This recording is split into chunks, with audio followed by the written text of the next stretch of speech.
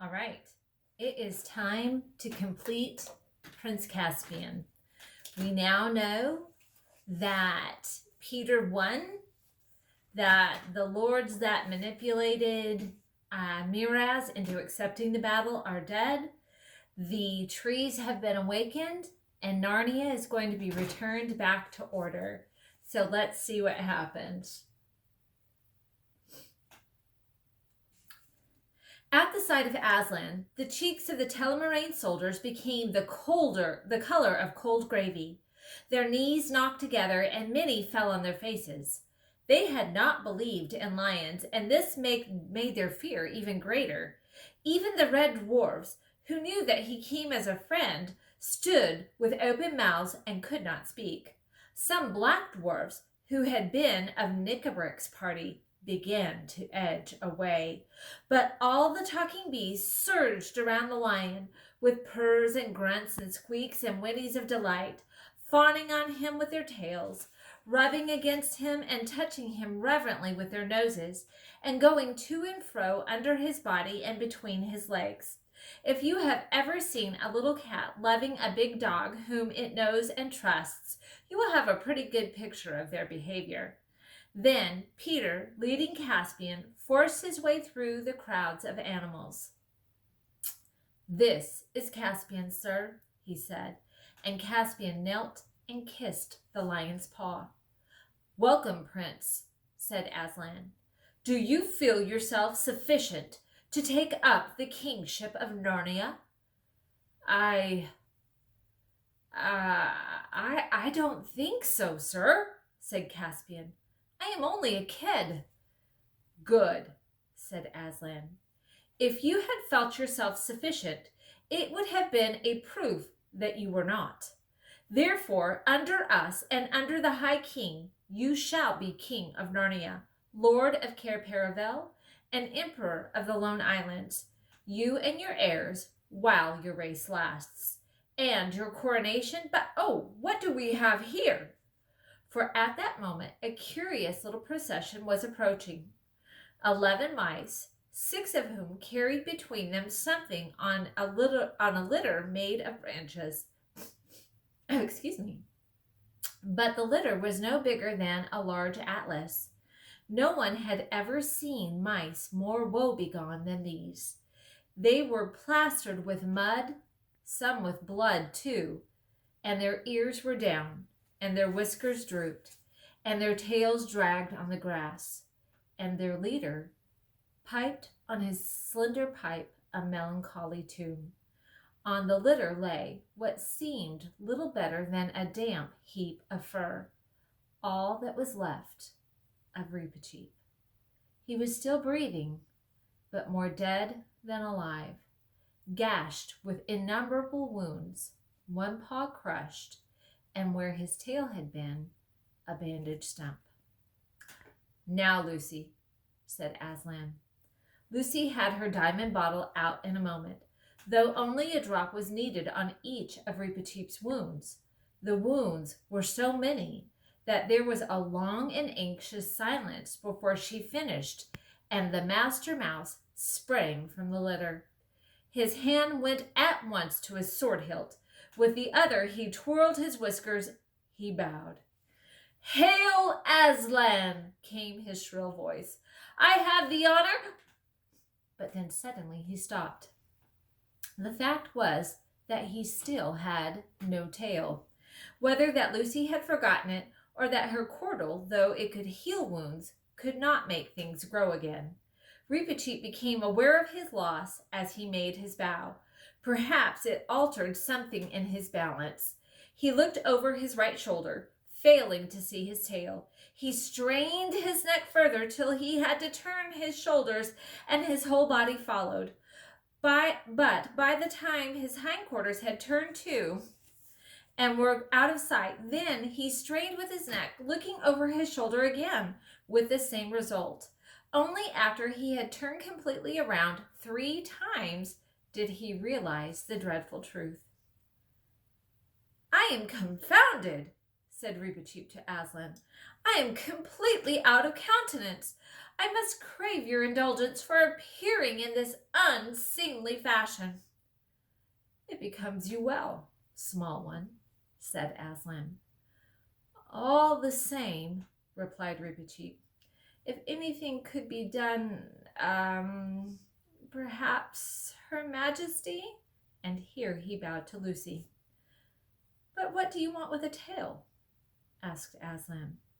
"Sir," said the mouse, "I can eat and sleep and die for my king without one, but a tail is the honor and glory of a mouse." "I have sometimes wondered, friend," said Aslan, "whether you do not think too much about your honor." "Highest of all high kings," said Reepicheep, "permit me to remind you that a very small size has been bestowed on us mice, and if we did not guard our dignity, some, who weigh worth by inches, would allow themselves very unsuitable pleasantries at our expense. That is why I have been at some pains to make it known that no one who does not wish to feel this sword against his heart as I can reach shall talk in my presence about traps or toasted cheese or candles. No, sir, not the tallest fool in Narnia." Here he glared very fiercely up at Wimbleweather. But the giant, who was always a stage behind everyone else, had not yet discovered what was being talked about down at his feet, and so missed the point. "Why have your followers all drawn their swords, may I ask?" said Aslan. "May it please your high majesty," said the second mouse, whose name was Peepachek, "we are all waiting to cut off our own tails if our chief must go without his. We will not bear the shame of wearing an honor which is denied to our high mouse." "Oh, okay," roared Aslan. "You've conquered me. You have great hearts. Not for the sake of your dignity, Reepicheep, but for the love that is between you and your people, and still more for the kindness your people showed me long ago when you ate away the cords that bound me on the stone table. And it was then, though you may have forgotten it, that you began to be talking mice. You shall have your tail again." Before Aslan had finished speaking, a new tail was in its place. Then, at Aslan's command, Peter bestowed the knighthood of the Order of the Lion on Caspian, and Caspian, as soon as he was knighted, himself bestowed it on Truffle Hunter and Trumpkin and Reepicheep, and made Dr. Cornelius his Lord Chancellor, and confirmed that Bulgy Bear in his hereditary office of Marshal of the Lists. And there was great applause. After this, the Telemarin soldiers firmly, but without taunts or blows, were taken across the ford and all put under lock and key in the town of Baruna, and they were given beef and broth. They made a great fuss about wading in the river, for they all hated and feared running water just as much they hated and feared the woods and animals. But in the end, the nuisance was over, and then the nicest parts of the day began. Lucy, sitting close to Aslan and divinely comfortable, wondered what the trees were doing. At first, she thought they were merely dancing. They were certainly going around slowly in two circles, one from the left to the right and the other from the right to left. Then she noticed that they kept throwing something down in the center of both circles. Sometimes she thought they were cutting off long strands of their hair. At other times it looked as if they were breaking off bits of their fingers. But if so, they had plenty of fingers to spare, and it did not hurt them. But whatever they were throwing down, when it reached the ground, it became brushwood or dry sticks. Then 3 or 4 of the red dwarfs came forward with their tinder boxes and set light to the pile, which first crackled and then blazed, and finally roared into a woodland bonfire on a midsummer night ought to do. And everyone sat down in a wide circle around it. Then Baldric and Selenius and the Mayans began to dance, far wilder than the dance of the trees, not merely a dance of fun and beauty, though it was all that too, but a magic dance of plenty, and where their hands touched and where their feet fell, the feast came into existence. Sides of roast meat that filled the grove with a delicious smell, wheaten cakes and oaten cakes, honey and many colored sugars, and cream as thick as porridge and as smooth as still water. Peaches, nectarines, pomegranates, pears, grapes, strawberries, raspberries, pyramids and cataracts full of fruit. Then in great wooden cups and bowls and mazers wreathed with ivy came the juices so clear and so beautiful they only had to consume them. But for the tree people, different fare was provided. When Lucy saw Clodsley's shovel and his mole scuffling up the turf in various places, which Baldric had pointed out to them, and realized that the trees were going to eat earth, that's dirt, it gave her rather a shudder. But when she saw the earth was actually brought to them, she felt quite different. They began with a rich brown loam that almost looked exactly like chocolate. So like chocolate, in fact, that Edmund tried a piece of it, but he did not find it at all nice. When the rich loam had taken the edge off their hunger, the trees turned to an earth of the kind that you see in Somerset, which is almost pink. They said it was lighter and sweeter. At the cheese stage, they had a chalky soil, and then they went on to delicate confections of the finest gravels, powdered with the choice of silver sand. They drank very little of the juice, and it made the hollies very talkative. For the most part, they quenched their thirst with deep draughts of mingled dew and rain, flavored with the forest flowers and the airy taste of the thinnest clouds. Thus Aslan feasted with the Narnians till long after sunset had died away and the stars had come out, and the great fire, now hotter but less noisy, shone like a beacon in the dark woods, and the frightened Telmarines saw it from far away and wondered what it might mean. The best thing about all of this feast was that there was no breaking up or going away, but as the talk grew quieter and slower, one after another would nod and finally drop off to sleep, with feet toward the fire and good friends on either side, till at last there was silence all around the circle, and the chattering of water over the stone of the ford of Baruna could be heard once more. But all night Aslan and the moon gazed up at each other with joyful, unblinking eyes.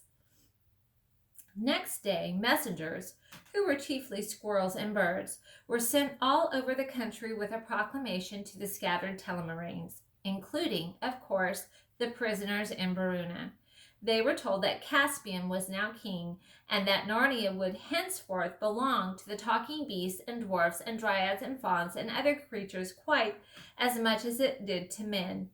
Any who chose to stay under the new conditions might do so, but for those who did not like the idea, Aslan would provide another home. Anyone who wished to go there must come to Aslan and the kings at the ford of Baruna by noon on the 5th day. You may imagine that this caused plenty of head-scratching among the Telmarines. Some of them, chiefly the young ones, had, like Caspian, heard stories of the old days and were delighted that they had come back. They were already making friends with the creatures. These all decided to stay in Narnia, but most of the older men, especially those who had been important under Miraz, were sulky and had no wish to live in a country where they could not rule and roost. Live here with a lot of blooming, performing animals? No, they said, and ghosts too. Some added with a shudder. That's what those dryads really were. It's not canny. They were also suspicious. I don't trust him, they said. Not with that awful lion and all. He won't keep his claws off us long. You'll see. But then they were equally suspicious of his offer to give them a new home. Take us off to his den and eat us one by one, most likely, they muttered. And the more they talked to one another, the sulkier and more suspicious they became. But on the appointed day, more than half of them turned up. At one end of the glade, Aslan had caused to be set up 2 stakes of wood higher than a man's head and about 3 feet apart. A third and lighter piece of wood was bound across them at the top, uniting them, so that the whole thing looked like a doorway from nowhere into nowhere. In front of this stood Aslan himself, with Peter on his right and Caspian on his left. Grouped around them were Susan and Lucy, Trumpkin and Trufflehunter, the Lord Cornelius, Glenstorm, Reepicheep, and others.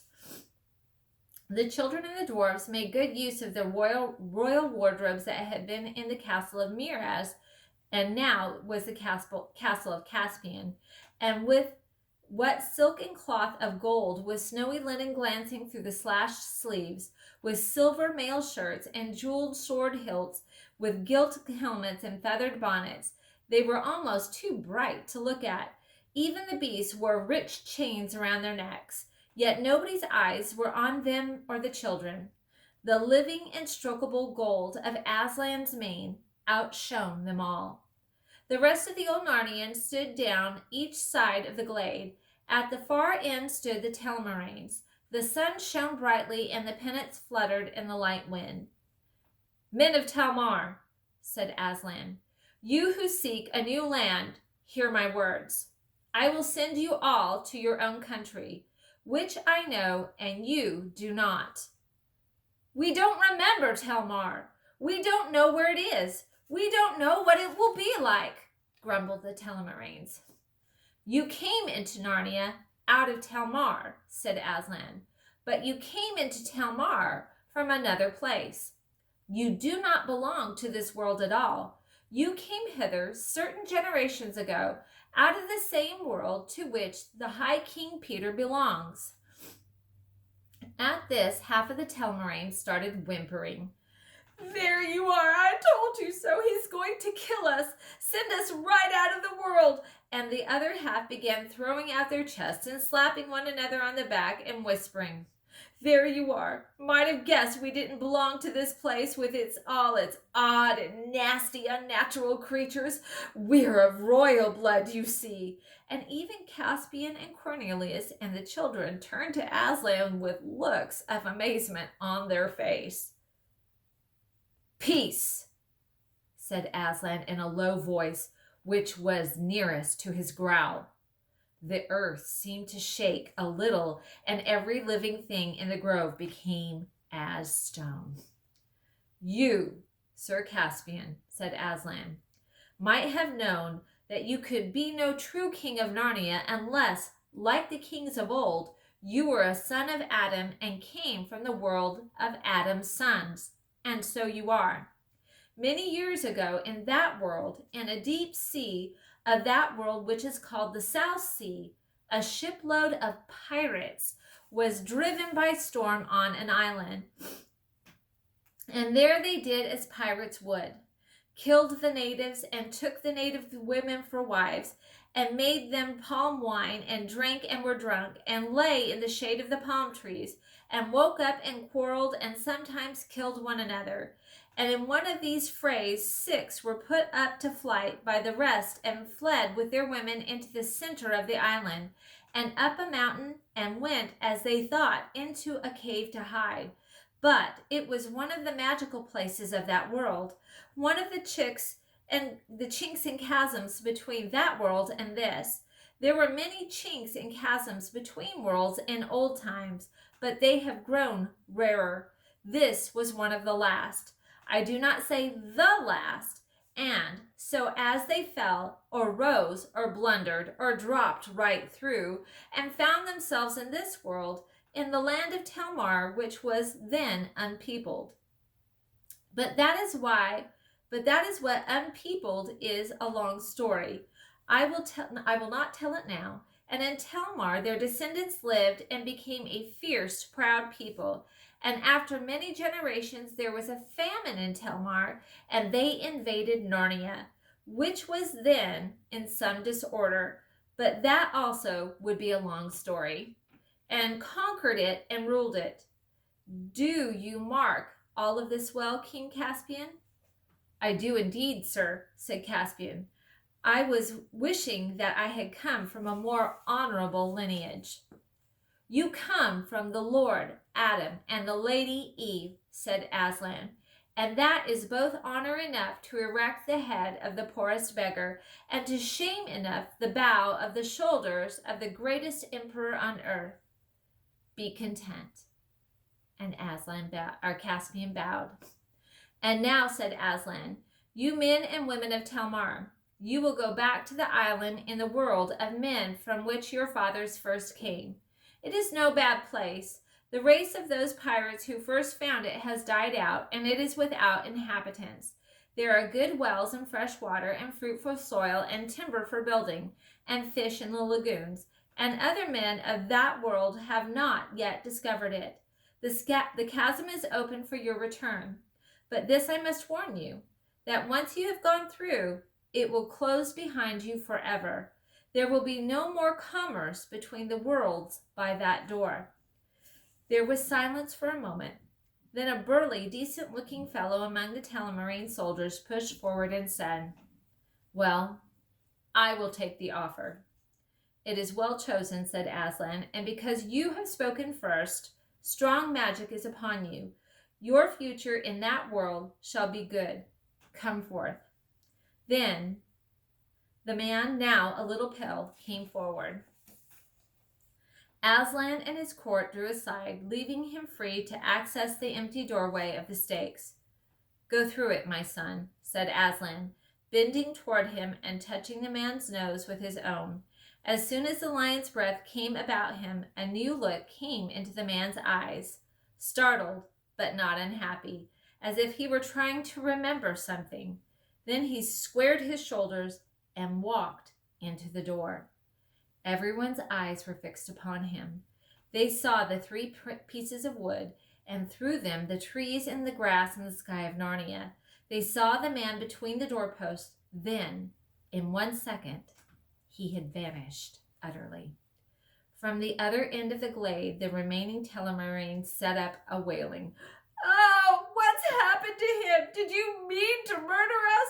We won't go that way. And then one of the clever Telmarines said, We don't see any other world through those sticks.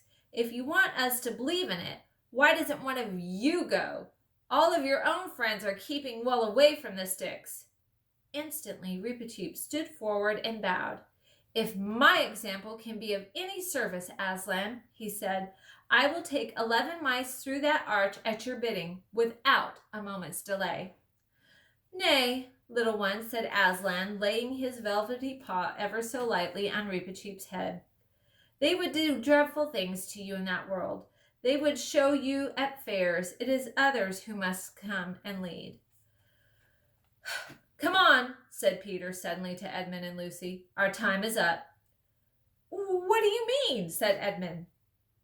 This way, said Susan, who seemed to know all about it. Back into the trees. We've got to change. Change what? Asked Lucy. Our clothes, of course, said Susan. Nice fools we would look on the platform of an English station in these. But our other things are at Caspian's castle, said Edmund. No, they're not, said Peter, still leading the way into the thickest wood. They're all here. They were brought down in bundles this morning. It's all arranged. What was that Aslan was talking to you and Susan about this morning? Asked Lucy. Yes, that and other things, said Peter, his face very solemn. I can't tell it all to you. There were things he wanted to say to Sue and me before, because we're not coming back to Narnia. Never? Cried Edmund and Lucy in dismay. Oh, you two are, answered Peter, At least from what he said, I'm pretty sure he means it. You get to come back someday, but not Susan and not me. He says we're getting too old." "Oh, Peter," said Lucy, "what awful bad luck. Can you bear it?" "Well, I think I can," said Peter. "It's all rather different from what I thought. You'll understand when it comes your time at last. But quick, here are things." It was odd and not very nice to take off their royal clothes and to come back in their school things. Not very fresh now. Into that great assembly.